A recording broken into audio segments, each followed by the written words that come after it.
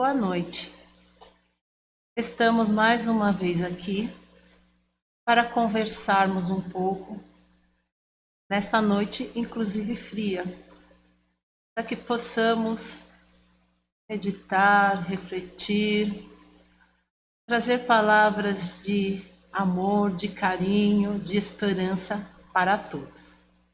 Então, nesse primeiro momento, eu gostaria que vocês fechassem os olhos para uma breve prece inicial. Pai nosso que estais no céu, santificado seja o vosso nome. Venha a nós o vosso reino. Seja feita a vossa vontade, assim na terra como no céu. O pão nosso de cada dia nos dai hoje. Perdoai as nossas dívidas, assim como nós perdoamos os nossos devedores. E não nos deixeis cair em tentação, mas livrai-nos do mal, graças a Deus, graças a Jesus. Hoje conversaremos sobre o objetivo da encarnação. Nossa, quantos questionamentos nós temos a respeito da vida e da morte. Por que nós estamos aqui no planeta Terra? Como isso acontece? Por que acontece? E muitas vezes, antes de nós pensarmos na encarnação, saber o seu objetivo, conhecer, nós muitas vezes pensamos que a nossa vida era única, que a gente só vivia uma única vez, que a gente tinha uma única vida para fazer tudo, inclusive ser bom, ser mal, mas sair daqui bem.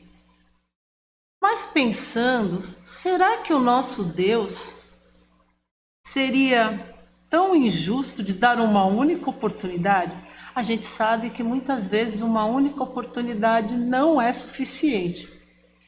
E que a nossa vida na matéria passa rápido.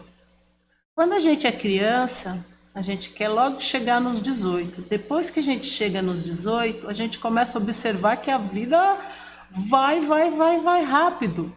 Então, uma vida só, muitas vezes, não é suficiente. Isso não é só para mim, na realidade são para todos. E Deus, que é a inteligência suprema, né? Ele fez as suas criaturas, ele sabe o que ele está fazendo. E as leis criadas por ele são imutáveis. Então, se são imutáveis, Deus vai sempre nos oportunizar chances de melhoramento. Por quê? Deus é perfeito, correto? Nós somos perfeitos? Não. Nós somos imperfeitos. E poderíamos nos perguntar agora, nossa, e por que Deus já não criou os espíritos perfeitos? Ia ser tudo maravilhoso, tudo feliz, tudo bem. Mas o que realmente nós aprenderíamos? Isso me lembra, muitas vezes, quando a gente não faz alguma coisa e pede para que o outro faça. A gente até se for um trabalho da escola, alguma atividade, a gente vai entregar bonitinho. Mas se pedir para você fazer de verdade, será que você conseguiria? Eu acho que não, né? Então, se nós fôssemos criados perfeitos, que graça teria? E será que nós conseguiríamos chegar nesse grau de perfeição que Deus espera? Então, Deus cria os espíritos simples e ignorantes. Todos partem da estaca zero. Ninguém sai na frente, nenhum espírito já nasce com mais inteligência ou menos que inteligência que o outro. Mas todos simples e ignorantes. E para que palco que a gente vem? Para o palco da vida material. Para o palco terrestre. Existem outros mundos? Sim, existem outros mundos, né? Jesus já dizia, muitas são as moradas do Pai. Nós estamos aqui no planeta Terra, ou seja, o nosso espírito tem condições de encarnar aqui com o objetivo de missão para uns, expiação para outros. Provas. Então, nós temos condições de estarmos aqui. Esse planeta é ideal para que a gente ponha em prática o convívio do bem e o mal, para que saiamos daqui com os nossos aspectos morais elevados.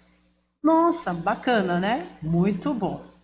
Mas como que isso acontece? Então, vamos fazer uma pequena retrospectiva antes de chegarmos a encarnação. Como que a encarnação se dá para que eu chegue neste corpo material que hoje eu habito? Vamos imaginar um abacate. Eu gosto do abacate porque ele é grande, né? Então a gente vê bem nitidamente. Lá no centro tem uma semente, ou um caroço, como preferirem. Aí, em torno desse caroço, existe aquela parte comestível, carnuda. E fora dele, existe uma casca.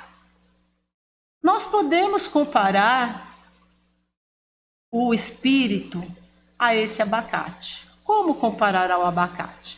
Para que a gente chegue no corpo material, que é mais denso, mais grosseiro, como a casca de um abacate, nós precisamos fazer a ligação do espírito para o perispírito e para o corpo material. Ou seja, o corpo material sem o espírito, ele não funciona, tá? É apenas um corpo. Então, essa ligação entre espírito, perispírito e corpo material, ela se processa para que a gente possa encarnar, para que a gente possa alcançar o nosso objetivo. E o perispírito funciona, vamos dizer, como um HD. O que seria um HD do espírito? Todas as nossas vivências ficam impregnadas. Aquilo que evoluímos e aquilo que não conseguimos evoluir fica gravado nesse perispírito. E quando nós escarnamos, porque a gente encarna quer dizer eu entro na carne. Escarnar significa deixar a carne. Então, quando nós escarnamos, esse perispírito vai junto com o espírito. Então, nós, quando escarnamos, ou seja, deixamos o mundo material, nós vamos poder fazer uma avaliação de como foi a nossa vida aqui no planeta Terra. E nós podemos ter certeza de uma coisa, não vai ter ninguém no mundo espiritual, ou seja, erraticidade é o local onde os espíritos que precisam reencarnar ficam aguardando.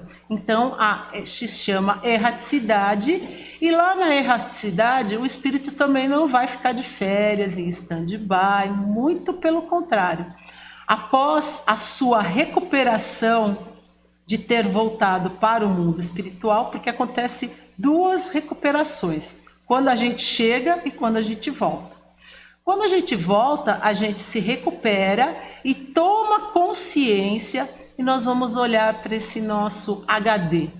Então, somos nós que vamos fazer a medida se melhoramos, se estacionamos ou se até pioramos. Embora piora efetiva não existe. A partir do momento que o espírito avança, ele não retrocede. Mas somos nós mesmos que vamos olhar e falar, nossa, pisei na bola nisso, não consegui, vou precisar voltar de novo. Só que não é tão rápido assim para que todos os espíritos voltem ao mundo material. Demora, porque muitas vezes nós precisamos de outros atores que podem continuar encarnados. Nós vamos precisar que eles voltem para que seja feito novamente um planejamento para que eu volte ao mundo material. Então, a encarnação, ela tem como objetivo planejar a vida do espírito para que ele possa vir resgatar. Aí, quando a gente fala em resgatar, a gente sabe que existe a lei de causa e efeito. Isso significa que nada passará desapercebido. Uma hora ou outra eu vou ter que voltar e resgatar isso. Aonde? Aqui no mundo material. Então, não adianta a gente pensar que eu não consegui, então não vou conseguir mais, eu acho que tá bom. Porque tem muitas vezes que a gente fala, eu poderia vir aqui algumas vezes e ficar lá na erraticidade. Tá bom para mim. Não. Ser perfeito, caminhar para a perfeição, nós não temos o livre-arbítrio. Nós até temos o livre-arbítrio para outras coisas, mas para evolução não. Já faz parte das leis de Deus. Ele nos criou para que nós fôssemos perfeitos. Então, existe um objetivo. O objetivo é a perfeição. Então, o objetivo da encarnação é justamente trazer para o palco terrestre esse espírito que precisa se reconciliar, esse espírito que precisa desenvolver seus caráteres morais. E lembra que agora há pouco eu falei que nós temos 2 choques, um quando chega e outro quando volta. Quando nós voltamos ao mundo material através da encarnação, existe o pai, a mãe, aquela família que vai nos acolher, aqueles responsáveis que irão nos acolher. Isso já é um acordo dos espíritos, lá no mundo material, no mundo espiritual, já faz parte de um plano, já faz parte de um projeto. E quando nós somos acolhidos nesse seio familiar, aonde começam inclusive os nossos primeiros resgates, e é uma escola, onde nossos pais têm uma grande responsabilidade, que é nos conduzir também ao caminho do bem, que é dar os primeiros ensinamentos. E quando nós chegamos, nós sabemos que do 0 aos 7 anos, nós ainda temos uma grande ligação com o mundo espiritual.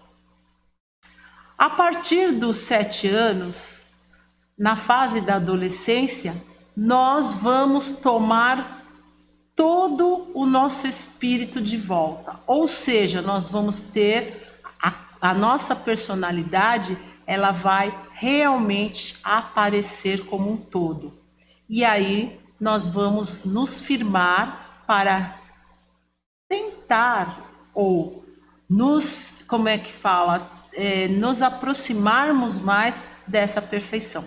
E os nossos pais são aqueles que nos vão dar a base. Por quê? Você já observa naquela criança se ele é egoísta, se ele gosta de dividir. Então, cabe aos pais introduzir novamente esses valores morais. Por quê? A encarnação, ela vem com uma blindagem, vamos dizer assim.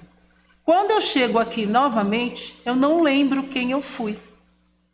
Eu não me recordo daquela família. Muitas vezes ali eu posso ter um inimigo, ou eu posso ser um inimigo deles. E se eles também me reconhecessem, já poderiam muitas vezes nem deixar eu nascer, nem completar o início do projeto. Então, nós recebemos o dom do esquecimento, para que o nosso reajuste seja feito de forma adequada. Ninguém cobrando ninguém, ninguém acusando ninguém. Então, nós temos esse mérito do esquecimento. Mas as afinidades, ou seja, as empatias e antipatias, elas são sentidas por nós, porque o nosso espírito sabe, embora muitas vezes nós não tenhamos essa consciência, mas ele sabe o que nós estamos fazendo aqui. Então, tem pessoas que vão ser empáticas para nós e outras antipáticas, e a gente nem sabe muitas vezes o que ela fez. Mas a gente tem que procurar superar essa antipatia e se aproximar.